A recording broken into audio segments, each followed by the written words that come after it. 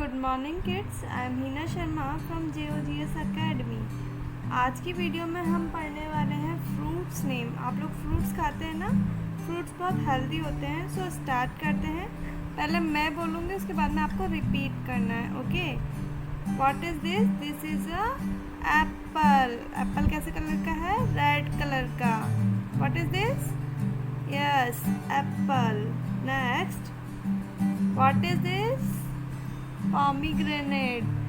Right. Again repeat. What is this? Pomegranate. Next. What is this? This is a banana. Banana आपको पसंद है ना? So what is this? Banana. Next. What is this? This is cherry. Next. What is this? This is grapes. Grapes तो आपके favorite है ना? बहुत favorite है. Next. What is this? This is mango. Next, what is this? This is orange. So आप इनको practice कीजिए